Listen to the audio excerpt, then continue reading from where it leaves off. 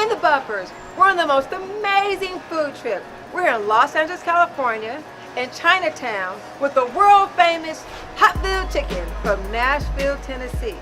Now, I had the opportunity of tasting this chicken at the LA Food Festival. Now, the owner, Kim, is going to tell us what makes this Nashville chicken the best. Now, are you guys ready to get tasty?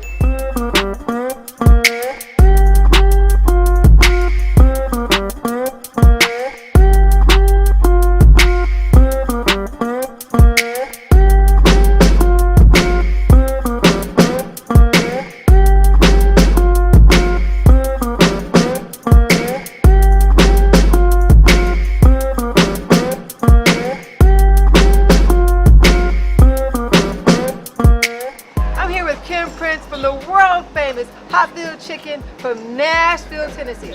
Tell me the lowdown on hot-filled chicken. Hot-filled chicken. Well, I am Kim Prince, and I am a proud family member of the Prince family, known for starting hot chicken out of Nashville, Tennessee. The story is my great Uncle Thornton, along with his brothers. He had a brother named Alfonso, had another brother named John Henry, had another brother named Boyd, which was my great-grandfather. They, had a lot of women. The woman wanted to get back at him, put a lot of spicy stuff on the chicken. He was enjoying it so much that they opened up a business behind it. Okay, now Kim has all these secrets she won't tell us about her chicken. But Kim, tell me how we can make some good fried chicken. Because I'm a connoisseur. So break it down to me. Do you like being in the kitchen? I'm a cook. Okay. Oh, you haven't seen it? She's a beginning in the buffer. She doesn't know how we get down. Okay. But as long as you like being in the kitchen. I love being in the kitchen. I get all nice. You know what? Food should look good and taste good. What? Taste good. If it doesn't look good, I don't want to taste it. Her fried chicken looks like good. Tell me about some chicken. Yes. I would always encourage people to make sure you get the right quality of cut of chicken. Make sure it's quality piece of the chicken. And then you got to refrigerate it properly. Make sure you marinate and season your chicken. Get powder form instead, so it blends the flour better. Typically, if you throw some flour chicken that has a lot of granulated seasonings in it, as soon as it hits the grease, all that granulated stuff is going to fall off. And it's going to just be on the bottom of your skillet. It's just going to fry and burn. So I always tell people, don't do the granulated stuff. Stick to powders, okay? Once you find those powder versions, if you also use like egg washes and buttermilk to like do your fried chicken and that's fine. We don't. You can if you'd like to, however, we don't do that. We have a process that's special to how we fry chicken, and I always encourage people to let your chicken rest. You can let it set or temper, and then you can put it in the fryer. Make sure that whatever you're putting in your seasoning is going to bond to your chicken really well. And then when you put it in the grease, whatever kind of grease you choose to use, make sure your temperatures are right. Yeah, what kind of oil do you like? I heard people use all kind of crazy oils. Sure. We use 100% vegetable oil. 100% vegetable oil. Back in the day when my great Uncle Thornton was frying chicken, they used straight lard. That's just straight pig fat. And I remember, like, when I was really small, watching my family in the kitchen. There were these skillets that were massive, and they would put this big hunk of white stuff out of the bucket, and they slap it on top. And I would sit there like, whoa, we just sit there and watch it melt down. It would melt down into the chicken. Sometimes, depending on what you're cooking on, electric versus gas makes a difference. Okay? So what do you think? Do you prefer gas? I prefer gas. It seems like it's more even across the pan for us. We have deep fryers in this kitchen. Again, this is not my kitchen. However, we have deep fryers here. Those deep fryers, we use clear frying oil. We set them about 325, 350, and we just let it go slow. We take about 25 minutes for our chicken to cook. Each batch cooks for about 25 minutes. And so it's not fast food. It's not fast food. And fried chicken should never be considered fast food. I think that people need to make sure that not only are they cooking it slow and letting it take its time, but if you cover it, that's helpful too, to help it retain its moisture. So we have a process where we cover our chicken as well while it's frying. Okay, now Kim is not telling us anything. She won't let us in on the secrets, but somebody here in this city has been figuring out what's so good about hot-filled chicken. Tell me about these accolades. Yeah, well, when we came January, Eater did a wonderful article on us. We were slammed.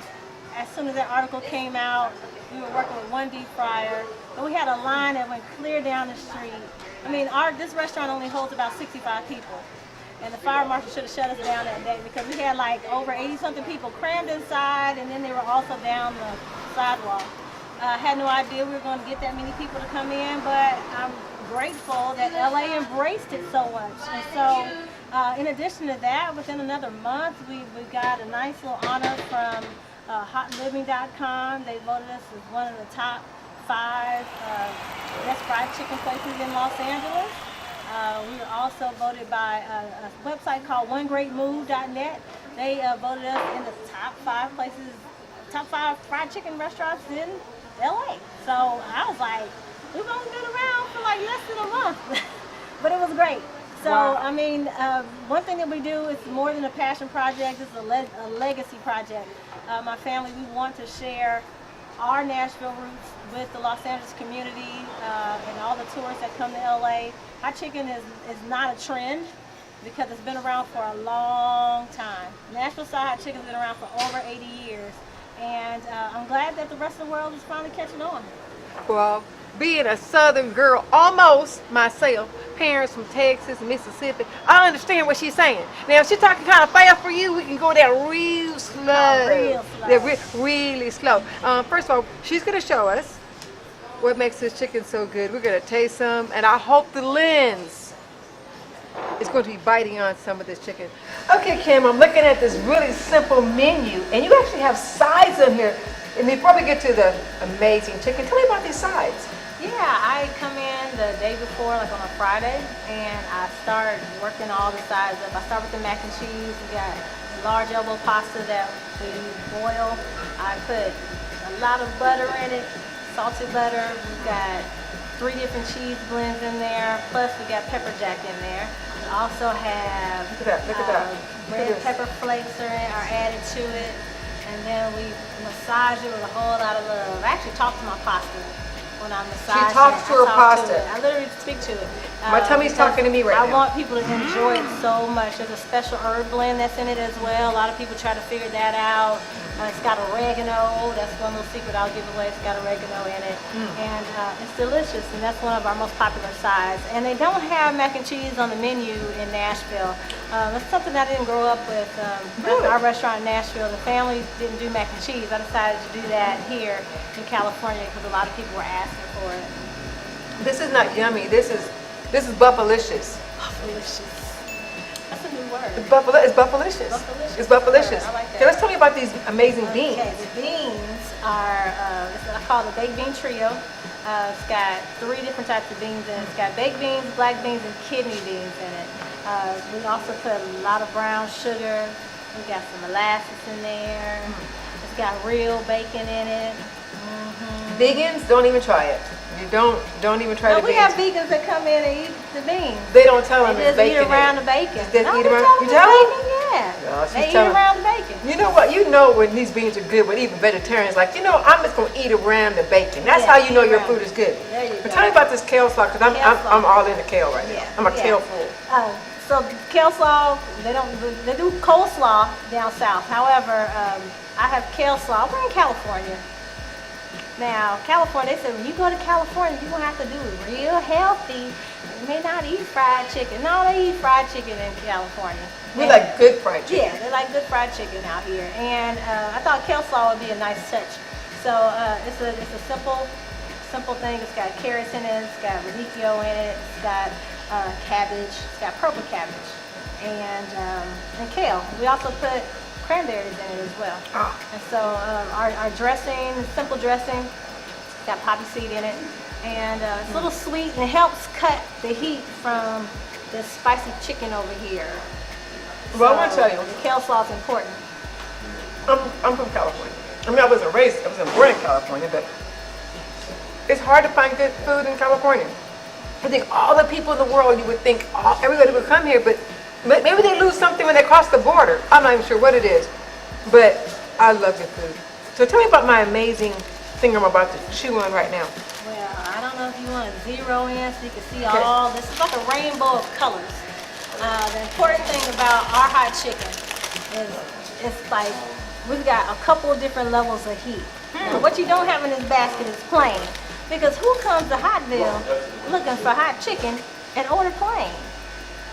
They won't do it here, people. They won't eat plain They chicken do, here. and we do. We have it on They're the not. menu. But if you want plain, you want to order West Coast plain. It has just a little slight faint kick to it. Nothing that you can be scared of. But we'll give you plain chicken if you ask for it. It has pickles on it. That's right. Nashville. Pickles and chicken? True hot chicken has bread at the bottom and pickles on top. This is true Nashville style hot chicken. Well, I don't know what I'm going to try first, but Ooh, first you're of all, going for hot. That's hot. where in the world do you find chicken this big? I mean, what kind of, you guys cooking eagles or something? No, it's not an eagle. That is considered a roaster wing. A roaster wing comes from a bigger chicken. The chicken is usually about 6 to 8 pounds. Your average chicken, if you get in the grocery store, is a 4 to 6 pound chicken. So this is considered a roaster wing. I'm going to say this is a Buffster. It's a Buffster hot wing. It's not just, I think I need a tea. I'm gonna see if this beautiful strawberry tea is this is not just spicy. You know, sometimes you get spicy stuff. This is just spicy, it's tasty. And I will tell you, you need to eat this at your own risk. But the risk is having your stomach go. It's gonna punch you in the back of the throat. Bring it. Kurt chicken fights. Okay, in the buffers. Since Kim is now in the buff, she gets a t-shirt. Kim. Now, in the buffers, check this out.